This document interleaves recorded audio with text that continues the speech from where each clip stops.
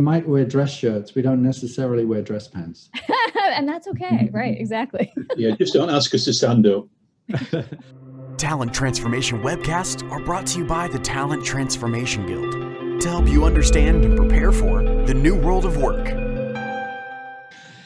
Hello, I'm Eric Shepard, and I'll be the host of today's webcast, along with my friend and co-founder of the Talent Transformation Guild, Martin Belton. Eric, thank you, and hi. Looking forward to today's conference. We've had many award-winning guests before, but never an Emmy award-winning guest, so this should be good. Setting high expectations, and I know Paula's going to live up to this. So we're very lucky enough to be joined by Paula Rizzo. So welcome, Paula.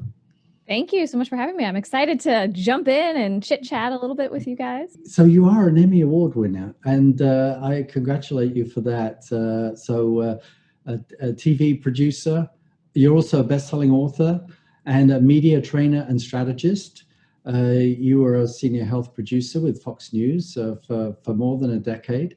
You now coach experts and executives to perform better on camera and produce their own videos, which is so essential these days as we're all working from home, and we're so well rehearsed at talking in front of groups or talking in meetings, but now we've got to develop all these new skills. So I'm sure your expertise is in demand to help executives look good. It is. It's a busy time. Now everyone cares about video, and I love it because I have been, yelling from the rooftops about how important video is and why everyone should embrace it. And now we have no choice. You have to do it because it's literally the only way you can connect with people. So it becomes, a challenge for some people to be able to connect with the camera like it's a person, but that's my job to help them to do that. Yeah. And so a year ago, people felt it was weird if you popped up on video. You do screen shares, you'd have a voice call, but it was a little weird.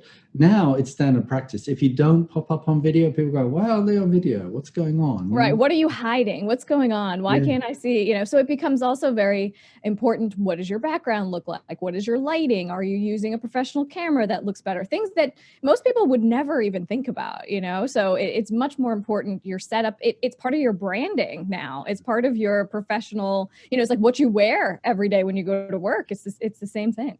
Yeah, so that's right. Although not all of us are wearing, although we might wear dress shirts, we don't necessarily wear dress pants. And that's okay, right? Exactly. Yeah, just don't ask us to stand up.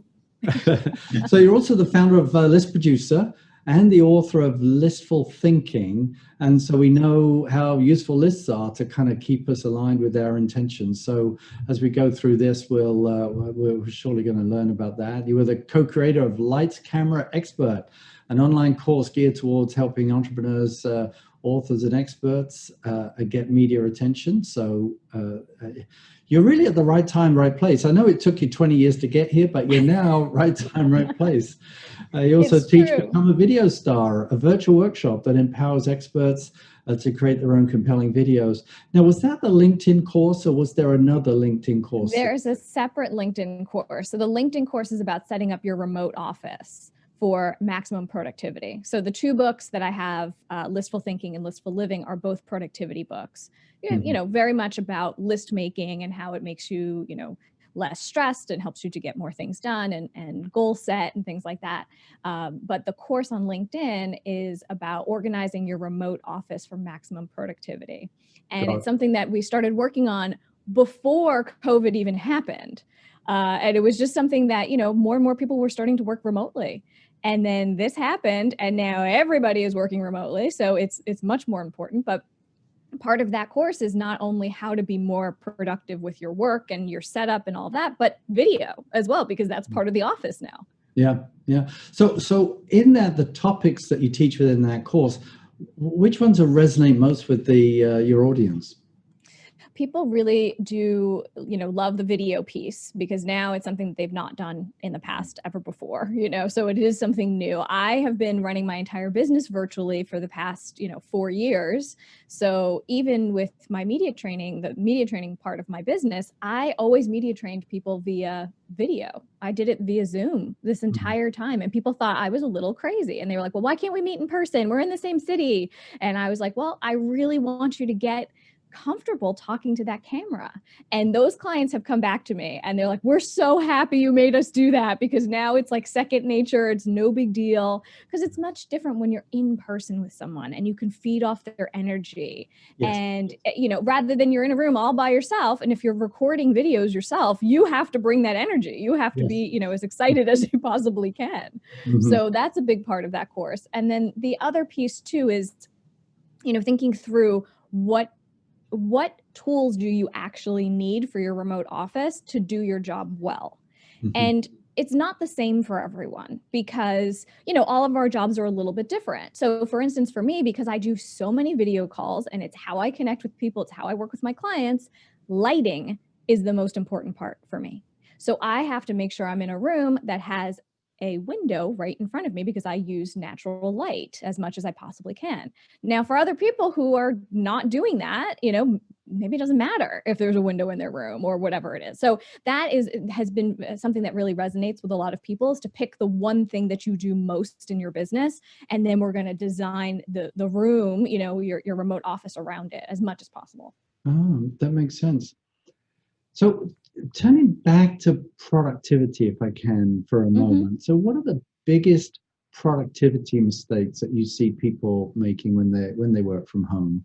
Yeah, it's the same as if you're working in an office. People put too much on their list and it's not attainable. You don't set yourself up for success. So what I tell people to do is to create a list every night before you leave your desk. And I've done this for years before, when I was a TV producer. Now that I work for myself, I do it the exact same way. I sit and I go through. It's the very last thing I do every single day. It's the way I sort of close the office down, which is very important too, to be able to just shut it off, and to go through what are all of the things that I have the time and the resources to do tomorrow.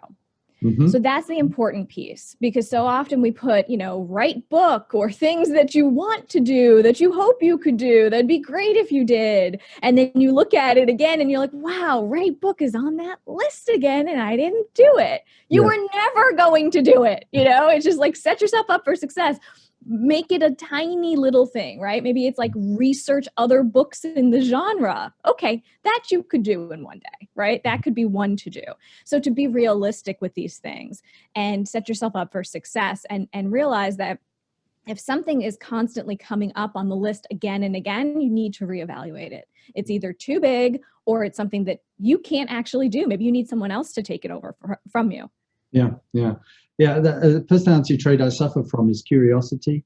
So I tend to do my list in the morning, but that's, I think, a mistake. I think I might shift it to the evening, because when I do it in the morning, I start getting curious and like, oh, well, let me just check this out. Let me check that out. And before I know it, the list is looking ugly. Yeah. Or actually, you start working on your items on the list as you're writing the list. Yes. You write it down. You think, I'll just look that up now. And think, right, I'll do it real quick. Yeah, it'll just take a minute. I'll just get it done now. But that is why I like to do it the night before, because the mindset is, this is for tomorrow, and I'm done for the day, and I don't want to do one more thing. That's the other thing. You want to be sort of like enough with the day where you can't do one more thing. And the other big thing is timing. To your point, if it takes just 1 minute or whatever, a lot of times, people will over or underestimate how long things actually take. Yeah. So that's very important to also take into account. How long does it actually take you? And this comes back from, my time as a TV producer. I know exactly how long 30 seconds is. I know how long a minute is. I know how long 5 minutes is. Most people don't think in seconds, but I want you to try to at least be mindful of like, how long did it actually take me to do this versus when did I get distracted and then go need a snack? So it took me an hour to do work that really could have been done in 20 minutes. Yeah. So how do you suggest people set up their day? So they've made the list the night before, they turn up and they've settled their kids into their remote classes and all the challenges now people have working from home. But how do you suggest people set up their day to work from home? So you need to know your own personal productivity style. And this is something that I go into in great detail in Listful Living, my second book. And the idea here is that I don't want you to be a morning person if you're not a morning person. And because you'll just be cranky and you won't be as efficient. Even though, all of these other productivity experts will tell you, oh, the most successful people do XYZ thing before 6 a.m. Yes. Good for them. That's awesome. That's terrific. That doesn't work for most people. Okay. I know, because it makes me cranky. So just to be able to know yourself best and to say, when am I most productive? When do I want to do different kinds of projects, right? So let's say you have to write certain things for your work, or, you do a lot of phone calls or videos. What time of day does that work best for you and for your schedule? And then you create that schedule around that productivity style. Mm-hmm. So for me, for instance, I'm not a morning person. I don't like to get up early. So I don't do a call before 11:30 Eastern for the most part.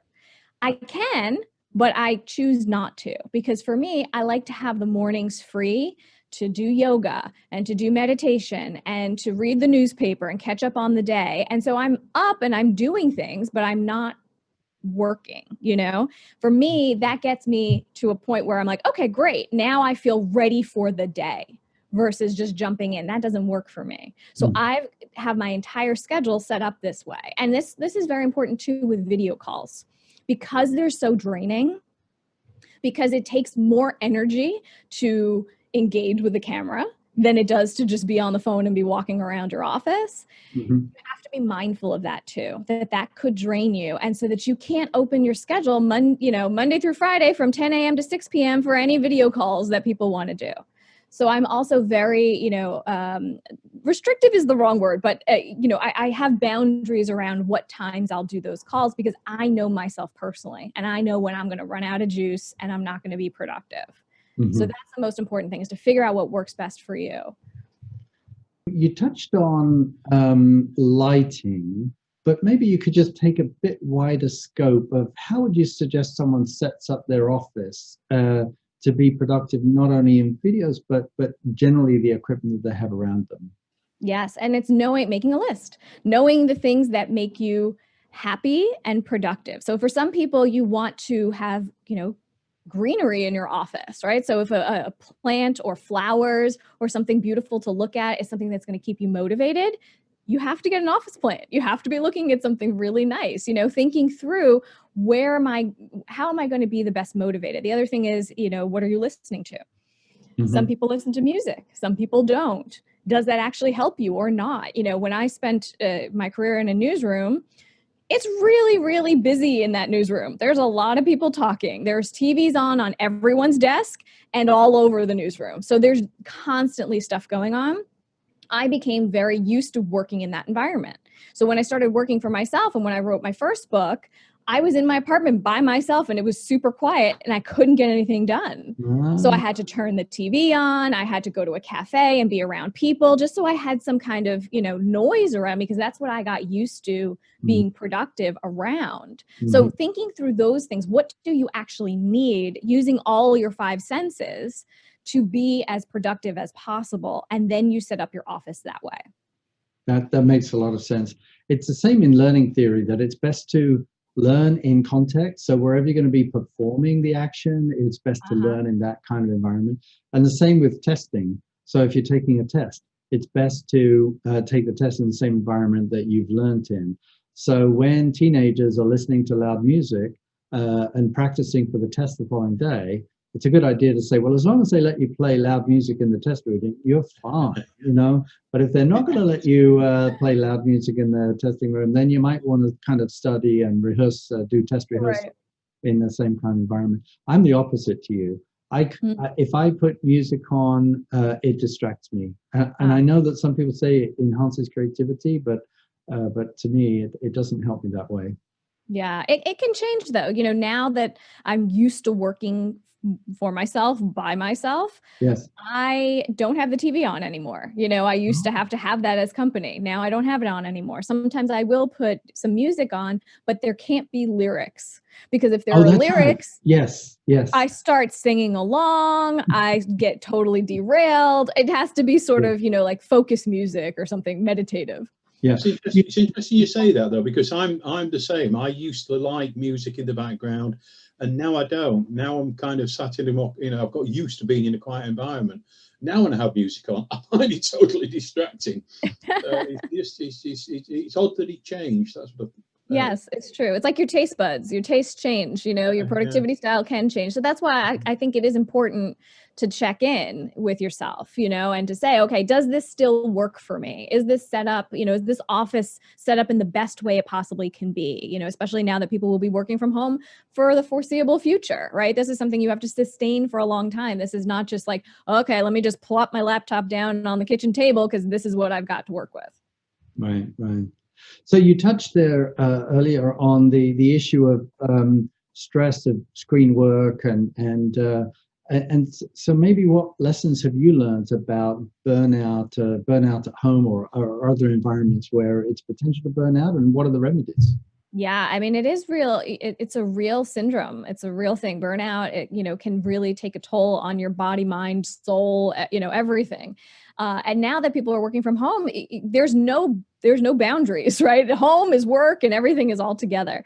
But one of the things I noticed when I first started working for myself and working remotely, because my entire business has always been remote, was that I tried to do too many things and be too many things to too many people. Okay, my schedule is open from 10 a.m. to 6 p.m. Monday through Friday. Grab a time. And when I did that, I was so drained. I think in the beginning of starting my business, I did like 7 video calls in one day.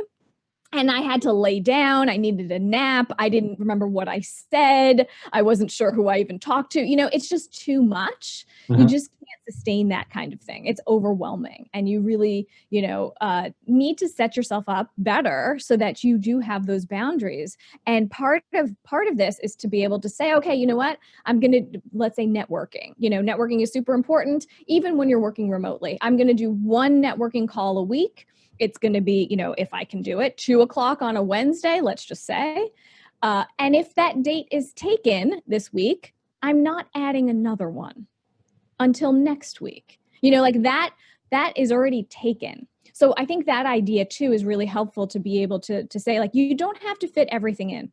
And a lot of times, like, we want to say yes, we want to connect with people, we want to be around people, especially now, but don't think in a scarcity mindset of, if I don't say yes to this now, it's going to go away forever and I'll never be able to, meet this person or have this benefit or whatever it is. The idea of abundance is really helpful too, because then that helps you just kind of scale back and not say, I have to do everything this week. It has to be done today. It doesn't have to be done today. I think one fear that people have is that because they're not in the office, they're not seen to be working. And so people tend to overcompensate by kind of working longer hours or being more visible or being as visible as they can, which can lead to that kind of burnout that you do too many calls just trying to gain visibility. Any thoughts about that? Yeah, there was a study that was done that people have been working 3 hours more per day since COVID-19 happened. Cool. Yeah. So it is real, because you do get into that, shouldn't I be doing something? Oh, I want to make sure that everyone knows that I'm productive. Communication is key, and being able to really communicate with your team, having goals for the week, let's say, to say, hey, here's the things that we're working on. Here's the things that if we need help with, we'll chime in with, but to be able to be sort of, transparent about those things without having to jump on a video and show that you're there and like show up for the day. That depends on your manager too, right? It's not going to work for everybody. Some managers are having a really hard time right now having their staff be remote and not seeing them and not knowing if they're getting work done. But, there's been a lot of studies that employees are loving working from home and are much more productive rather than being, pulled into this meeting or, sidelined to do this other thing while they were in the middle of something else, people walking into your office and disturbing you. So I do think, having those communications early, whether it's like a Monday meeting, what's everybody working on this week? Who needs help? Okay, great. You're all good to go. Great. We'll check back in on Friday or something like that, So it's going to depend, case by case, but I think communication is the key. establishing a rhythm of meetings. So some people seem to be going for daily meetings, some going for weekly meetings, as you say, depending on the type of work that's being performed. Also seeing different personality types are playing differently. So in the office, if they're an extrovert, they would tend to behave in one way. When they come and work from home, their extroversion kind of gets the better of them, and they can, where introverts might go home and actually feel very comfortable. It's like, no one's bothering me. This is great. I can get on with my job. And of course, we all work in teams and with other people. So we have to balance our style, even though we might have a bias one way or the other. Yeah. Right. Exactly. Yeah. And it's so true. It's so interesting to see how you're right. The different personality types will take to this very differently, Yes. you know? Yeah. So on the list is a key part of the message here, making the list in the evening, and then thinking about automation and the kind of tools you have around. Do you have lists, systems, software that you recommend? So I do a little bit of both. I use both, handwritten lists, and then I do use some apps and some, management tools and things like that. So for the most part, I do my list by hand still every single day. And I did this wherever I've worked. I keep one central notebook. And the way that I do it is that I put, the work stuff on the left-hand side and then the home stuff on the right. So there'll be things during the day that you'll have to do in your home life, right? It used to be like, go out and get laundry or go to the bank or whatever. Yeah. That stays on my list, but not entwined with all of my other work stuff, because your brain doesn't know what to do with it, and then you can't prioritize. So I like to keep them separate on the list. And then I also have a place for distractions. So at the very bottom of my list, I keep that clear for when I get distracted and I'm in the middle of doing something. I'll write down what I was in the middle of doing, because it takes you, I think the stat is 22 or 23 minutes to get back into something once you've been distracted. That's a long time for you to lose. So I try to maybe make that a little smaller by remembering I was writing this email, or this was the thing that was important right now, because you sometimes you do have to switch gears and you do have to do the thing that just, popped up in front of you just then. So that's how I like to keep the handwritten list. So I have that system. And then as far as apps and things go, I use Asana with my team to be able to keep, track of. I do a lot of workshops. I do a lot of speaking. I do a lot of those kind of things. What are the deliverables for each of these things? What do we owe at what time? What are the, the different deadlines? And I like that also because you can assign different tasks to different people on your team. And then that way you're not micromanaging people to say, hey, did you see that thing? It's on the list. It's there. Everyone can see it together. So it's a nice way to sort of collaborate without being too much. And then you can communicate within the app versus via email. So then everything that has to do with that one deliverable or task or whatever is right there for everyone to find. So everyone can go back and be like, oh, okay, here's the PDF with all the questions that we need to answer. And it's all there, as opposed to let me go through my email and try and find where all this stuff is. It's a little messy. Of course, you can have folders. I do all that kind of stuff too, but I like to have one central sort of like command center for everything that we need to be looking at. Yeah, I've used Asana as well. And I also agree it's a wonderful tool. Internally within Talent Transformation Guild, we use Microsoft Teams, and Teams have project, and that's kind of getting better regularly. And they're going to release in September something called Lists. And they have a little app right now called To Do, which I rely on for the same reasons that you write your list.